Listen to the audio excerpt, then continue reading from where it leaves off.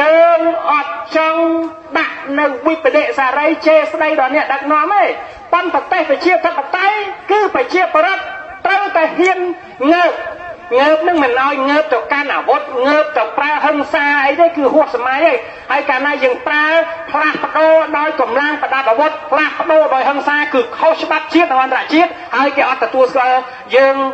ធ្វើអំពើអញ្ចឹងទេអញ្ចឹងយើងងើបផ្លាស់ប្ដូរតាមបែបអហិង្សាដោយសន្តិវិធីគឺសន្លឹកឆ្នោត5ឆ្នាំម្ដងអញ្ចឹងគឺនានាការនយោបាយបងប្អូនឆ្លាញ់បកណាបកទៅប៉ុន្តែបងប្អូនមើលគោលនយោបាយបកនិងមើលចំហអ្នកដឹកនាំ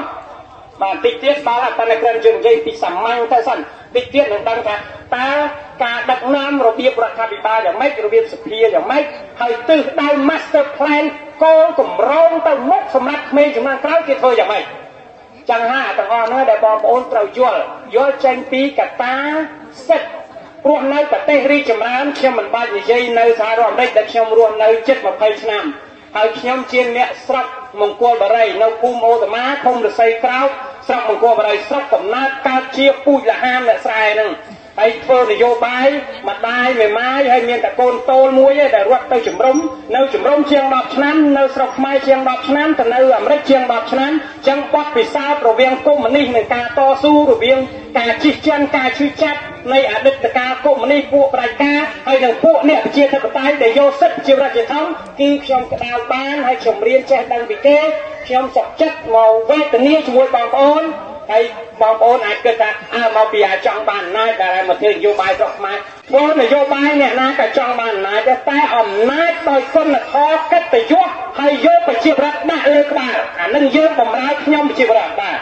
មិនមែនដើម្បីអំណាចហើយយកអំណាចទៅប្រើហួសព្រំដែនយកប្រជាប្រដ្ឋជាចំណាត់ខ្មាំងជាឆ្នាំសម្រាប់អ្នកនយោបាយមានបាននឹងអំណាចហើយឲ្យគេជឿនយើងដោយសត្វធាតុទេចឹងហើយបានយើងចង់រំដោះទុកហើយកាលណារបស់ទឹកតើជាយើងយល់ពីសិទ្ធស្អីទៅសិទ្ធមនុស្ស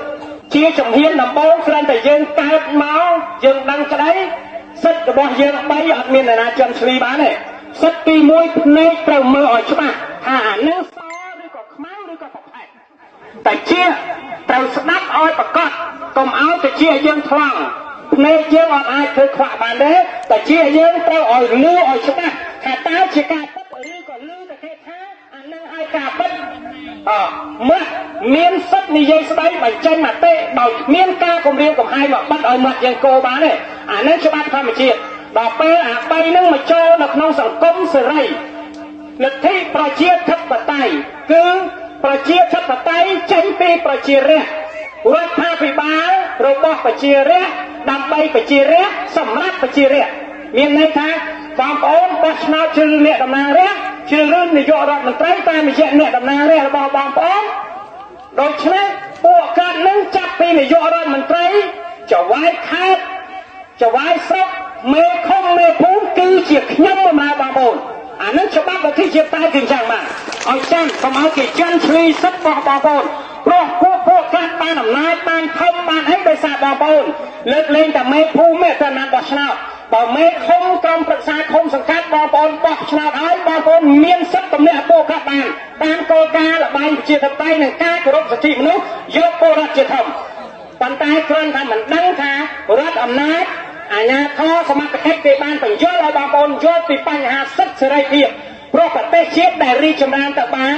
គឺគ្មានអ្វីចេញពីសិទ្ធិនិងសេរីភាពរបស់បងប្អូនទេព្រោះកាលណាបងប្អូនយល់ពីចំណុចទាំង3ដែលខ្ញុំបានបង្ហាញហ្នឹងគឺវាកើតចេញពីពាក្យ4ម៉ាត់ទេភាសាបាលីគេថាសុចេពូលីស្ដាប់ឆ្ងល់